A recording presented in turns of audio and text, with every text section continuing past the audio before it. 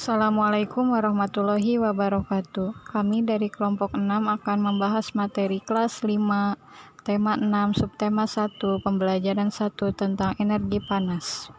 Selanjutnya ada beberapa anggota kelompok kami. Yang pertama ada Sani Ratni Pratiwi, yang kedua Aisyah, yang ketiga Ana Sifa Salsabila. Selanjutnya ada saya Ica Meliana dan yang terakhir Yuki Surya Perdana. Sebelum membahas materi hari ini, kita akan belajar tentang energi panas. Nah, adapun tujuan pembelajarannya menerapkan konsep perpindahan kalor dalam kehidupan sehari-hari. Baik, sebelum itu ada beberapa daftar bahasan. Yang pertama ada pengertian dan sumber energi. Yang kedua ada sifat energi atau sifat energi panas. Yang ketiga ada perpindahan kalor, dan yang terakhir ada contoh kegiatan sehari-hari yang memanfaatkan energi panas. Maka semuanya sudah siap? Jika sudah siap, selamat menyimak.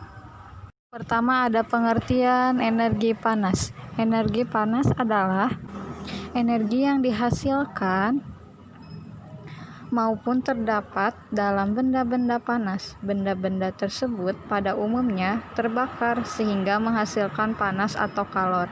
Kalor sendiri adalah energi yang dipindahkan dari benda-benda yang memiliki temperatur tinggi ke benda yang memiliki temperatur rendah.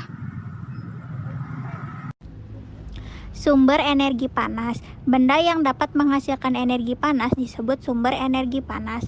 Sumber energi panas dapat kita jumpai di alam. Salah satunya adalah matahari. Matahari merupakan sumber energi panas terbesar. Energi panas dapat dihasilkan ketika terjadi gesekan antara dua benda. Cobalah kamu gosokkan kedua tanganmu selama 1 menit. Terasa panas kan? Energi panas juga dapat diperoleh dari api. Dahulu orang mendapatkan api dengan cara menggosokkan 2 buah batu yang kering sampai keluar percikan api. Energi panas juga dapat diperoleh dari panas bumi. Energi panas bumi adalah energi panas yang terdapat dan terbentuk di dalam kerak bumi, berasal dari aktivitas tektonik di dalam bumi yang terjadi sejak planet ini diciptakan. Sifat energi panas. Sifat energi panas yaitu yang pertama berpindah. Panas dapat berpindah ke tempat yang lebih dingin. Perpindahan panas ini kita lihat pada saat kita memasukkan air panas ke dalam ember yang berisi air dingin. Air yang asalnya dingin akan ikut terasa hangat. Hal ini memperlihatkan adanya perpindahan panas. Yang kedua, mempengaruhi perubahan wujud benda. Pemanasan dapat menyebabkan suatu benda berubah wujudnya. Contohnya adalah kayu yang dibakar akan berubah menjadi arang. Lilin yang dibakar bentuknya pun akan dapat berubah. Nah, selanjutnya saya, Sani Ratni Pratiwi, akan membahas perpindahan kalor. Setelah mendengar penjelasan Ibu Aisyah tadi, kita jadi tahu nih bahwa energi panas atau kalor itu ternyata dapat berpindah.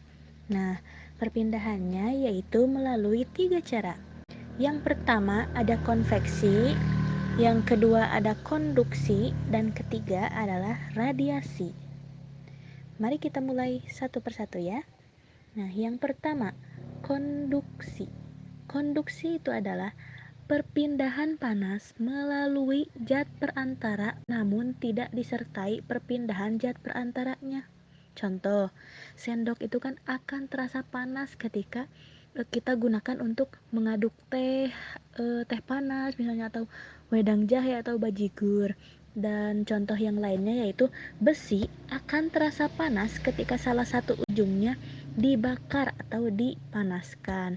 Jadi intinya, perpindahan panas secara konduksi ini umumnya terjadi pada benda padat. Dan yang kedua, ada konveksi. Nah, konveksi adalah perpindahan panas melalui perantara dan disertai dengan perpindahan zat perantaranya. Contohnya seperti apa? Nah, contoh yang pertama, saat merebus air atau kacang hijau, akan terjadi gerakan naik turun pada air tersebut atau si kacang hijaunya gitu. Dan contoh yang kedua adalah terjadinya angin darat dan angin laut. Contoh yang ketiga adalah terjadinya angin gunung dan juga angin lembah. Dan contoh yang keempat adalah peristiwa mengalirnya asap cerobong di pabrik-pabrik misalnya. Jadi bisa kita simpulkan bahwa secara umum peristiwa konveksi terjadi pada benda selain zat padat. Dan yang ketiga yaitu radiasi. Nah, radiasi ini adalah perpindahan panas tanpa perantara atau secara pancaran langsung begitu.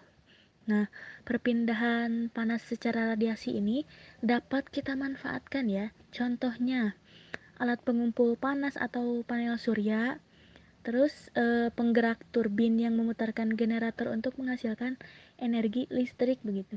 Nah, contoh-contoh perpindahan panas secara radiasi ini antara lain, yang pertama, tubuh itu kan akan terasa hangat ya saat di dekat api unggun.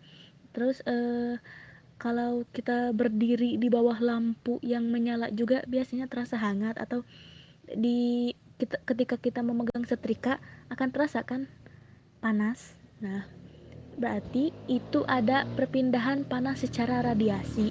Dan contoh yang kedua adalah panas matahari sampai ke bumi. Kita berjemur di luar rumah misalnya. Nah, sinar matahari yang mengenai kulit kita itu dinamakan perpindahan panas secara radiasi. Dan yang ketiga, contoh yang ketiga, jemuran basah kan bisa kering ketika terkena sinar matahari. Itu artinya energi panas dari matahari itu langsung memancar kepada si pakaian basah kita tanpa perantara sendok, misalnya tanpa perantara apa, tapi langsung memancar. Nah, itulah yang dinamakan radiasi. Sudah paham ya anak-anak? Selanjutnya Ibu